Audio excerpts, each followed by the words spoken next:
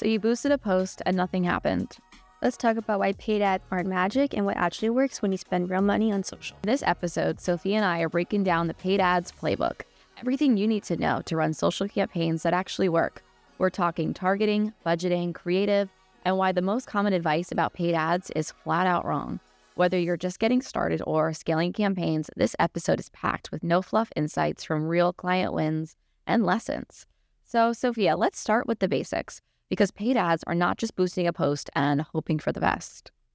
The first question I think many people have first is, what's the difference between boosting a post and running a paid campaign? I know that was one of mine when I first got in the biz. Yeah. And boosting a post, you're just boosting a organic post for quick, good exposure. Exactly. And a paid strategy is you're really putting in, like I said, strategy behind the post, kind of like organic. Yeah, the answer is really in the question itself, because when you're boosting a post, it's literally one specific post, and it's great for you want to just get big engagement on that one thing or on that one collab or on that one event. Yes, fast, quick, literally quick and dirty. You could do that kind of a boosted post from your phone, no problem. Target audience can be predictive or use your followers, yada, yada, in seconds. With a campaign, it's just like a campaign running for office or a campaign of anything. A paid campaign is going to require that strategy, the strategic thought behind it, multiple ad versions, copy, creative. You're going to need audiences, different. When I say audiences, because multiple audience and budget. Yes. Yeah. So that's a way bigger lift.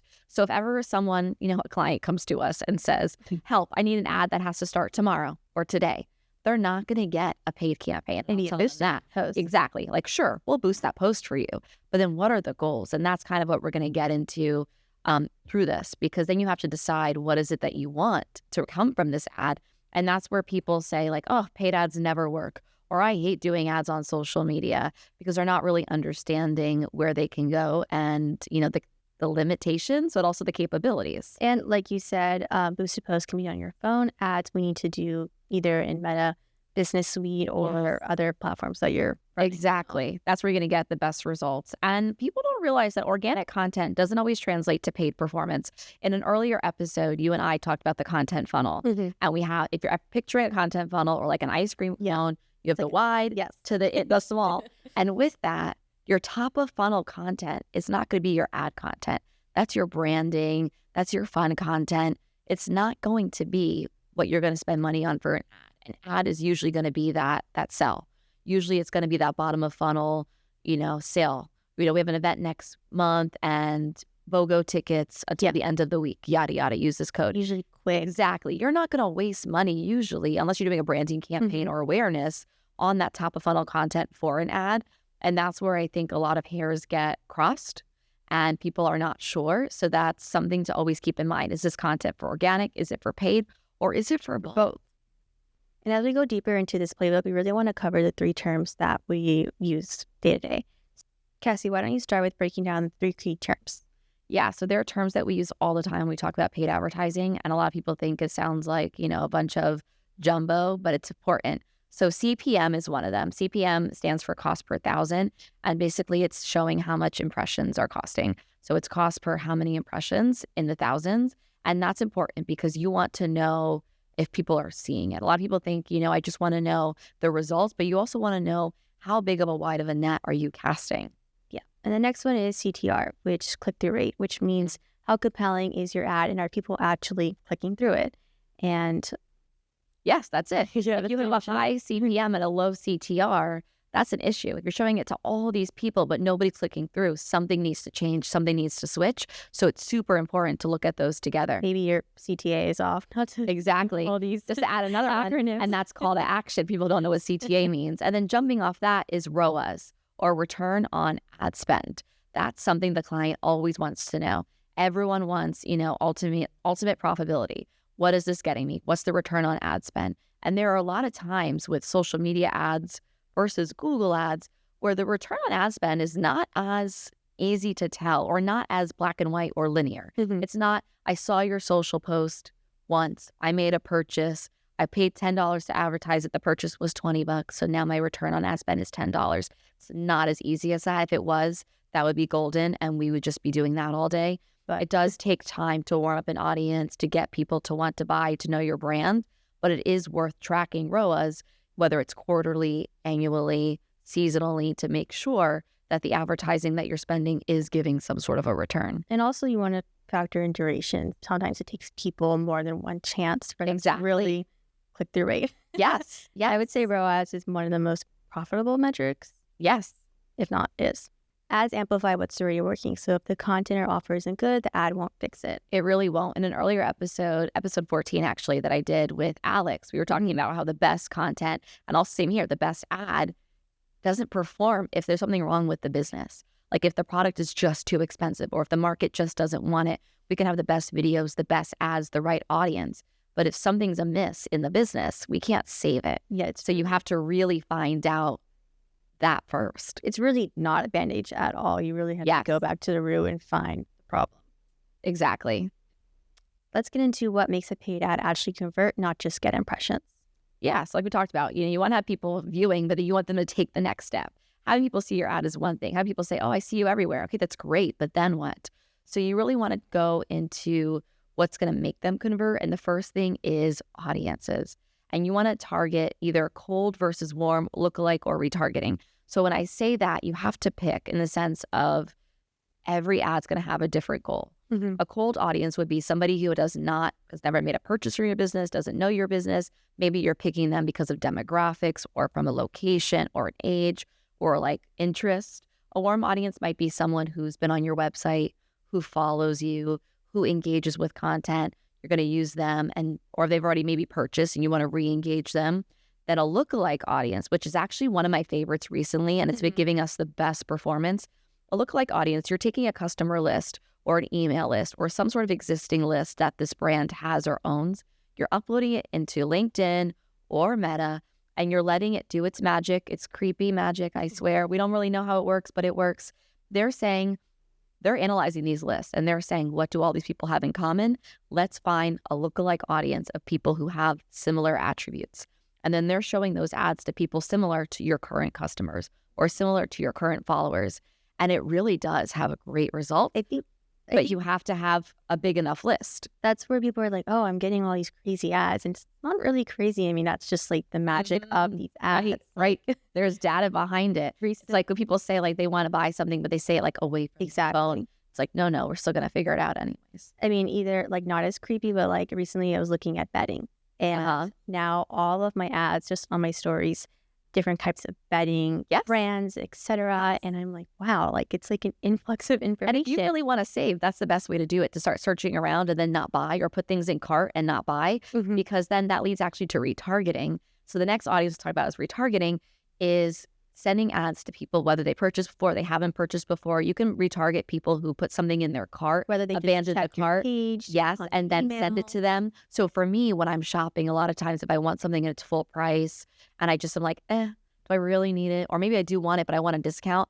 I'll put it in my shopping cart, make sure I'm logged in. I'll abandon the cart, and then you get that email that hits. That too. It's like, 20% off. Are you still thinking about it? It's like, yeah, now I am. No, well, like I was always thinking about it. I've had that happen to me with Aloe. Like I was looking, and then next day or next week, I got like a 20% coupon. I was like, you know what?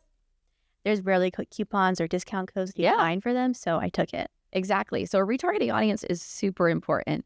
So when you're using, your campaigns, it's important to know which one you want to pick and use. And you could also take one major goal and then break it to multiple audiences and then see what happens as well. You don't have to get too granular, but it's important to know who are you talking to. Yeah, and also that's where you really have to strategize with your content. Obviously, content for a cold audience versus warm may differ, so you really just have to consider these factors. Right, a cold audience doesn't know who you are. Exactly. So you really have to start from page one. Definitely. And that leads us to talking about budgeting. So I usually tell clients to stick on the lower end and to keep increasing it versus waste all their budget in the beginning and not know what's working. With any sort of campaign, any sort of ad, it's almost like a science experiment. Yes, we can set everything up as perfect as possible, but we're not going to be able to know the exact results until we're rolling. And then once we see things are going, then put more budget. Exactly. And increase gradually. I mean, I've seen that happen, and we've done that even for great example is videos. Like this video is performing really well. Let's increase the budget, maybe gradually 20% every 2 days. you know, rather than putting 20% up in the beginning and it might having to back it down. It may not have performed, and it could be, you know, money that could have gone somewhere else. Yes. And what people don't realize is that LinkedIn and Meta, the algorithms, they want you to do well. They want you to keep spending money. They don't want your ads to flop because then you're going to go away and advertise elsewhere. They want your dollars. Yes. So it keeps getting smarter the longer you run it. So if you run something super short and then run away or take the budget away, you missed out that opportunity. Yeah, I mean, like we've said before, like these platforms want you to keep on bringing users to their platform. Yes. So now let's talk about content. So what kind of content works for paid versus organic, Sofia? Definitely for paid is the stop to scroll content. You know, if you're putting money into the content, into the like boosting it or the strategy to really put money behind the content, you can see double the results versus organic. Yeah. So any type of video, like we said, we all know that by now, or we should, that we have 3 seconds to grasp someone's attention. So any type of content, whether it's a graphic with great visuals that are really like wow in your face, or a great intro video, that's the content you want to boost. Exactly. And you really want with an ad, a lot of times people see an ad and they scroll or they click away. So you want to make sure that you're hooking them within the first 2 to 3 seconds because people might not watch your ad through the end. Yeah. So what's going to get them in the beginning to watch it? You have to do something in the beginning. Don't save. Sometimes people save the best part of the ad for the end and they're like, wow, this is a great video. Yeah. And I'm like, no one watched that. So you want to make sure you're really grabbing them first and then you can go into the details later. And I know like when we pull analytics, like especially from video views, like there is a number of video views and then number of how many watched it through the end. And usually that number is lower than total video views. Yes. And that's okay. You want your customer to stay and the non-customers to be like, no, thank you. But at least making it clear in the beginning. Driven. Yes. And that comes to A/B or split testing. With all of these platforms, there's all the ability to test images, videos, call to actions, headlines, links. You want to test as many things as you can. I always say that you don't want to have 20 different ads for one campaign where something's different on every single one and you can't track it. Yeah. So I say try to have like with the science experiment, you have your control and then you have your things that you're testing. Maybe you just test all the visuals, but the headline and the call to actions are the same. Maybe you keep all the visuals the same and you change the call to action. Pick one thing to test, see what's really working, turn off the others, and then from there, do another A/B test and test something different. Like just keep moving, keep adjusting. Even if you have an ad that you think is doing well, the algorithms are constantly changing and your competition's constantly changing. So we're all fighting and paying. And trends are also always changing. Yes. So we're all fighting and paying for different users' eyeballs. So are other brands. And other brands might be paying more, might be paying less. It's going to go up and down. Watching what you're doing. Exactly. So you want to keep getting used to just, what I tell my clients is every month is the best way to adjust the ads. So monthly adjust. Don't adjust daily. You know, it's not underwear. You don't need to change them daily. You need to do it monthly so you can see a trend. Even every 2 weeks can get a little sticky because it's hard to see a full trend. So I always say around analytics time, that's when we update the ads or we change out the creative, we change out the call to action, and then we go from there. Another way sorry, I was going to chime in and say, like, you want to like a week, 2 week testing period. At least 2 weeks. Yeah. It's really, I mean, I think a great analogy is kind of like the gym. Like you sign up for the gym, you're not going to see results in a week, 2 weeks. Like it's going to. Wouldn't that be nice? Yeah, exactly. And then another thing too is to make sure you're also testing your landing pages. So you can have the best social media campaign ever, and you and I could set up everything perfect, but maybe the web designer who did the landing page, the link's broken, or it's loading too slow, or the content that you want them to take or the action you want them to take on that page is so far on the bottom, people are lost. Or like it doesn't really translate well. I've had this happen a bunch of times. Like most of us are on our phones and it may look great on your desktop, but how is your mobile landing page? Exactly. You know, so you really have to test beyond even the ad, but actually go through the whole process. Or a button's not working. It's like, okay, forget it, X, and I'm done. People don't have patience or attention spans these days. Exactly. So we run a lot of campaigns. Let's talk about what actually moved the needle. Yeah. So there's been, I've done this for many, many years. And there's a couple examples of clients that really stick out to me. There was one client that had a huge budget, probably the biggest budget I've ever worked on. They were spending close to 80 to 100K a week on Facebook ads for COVID testing. This was in the height, and they were doing mobile testing, and they were setting up stations, and they had the budget for it. But because they had the budget, they just wanted to keep throwing dollars, hit a bunch of people and get results. And actually, we were getting better results with less spend and being very targeted, and then kind of growing it from there. But when they started before me and they just had these giant budgets, all this money, they weren't seeing great results. They're actually seeing better results with like 50 grand, 40 grand. We kept niching down, figuring it out, and then growing it from there. So it's one of those things of just because you have it and you have to spend it properly.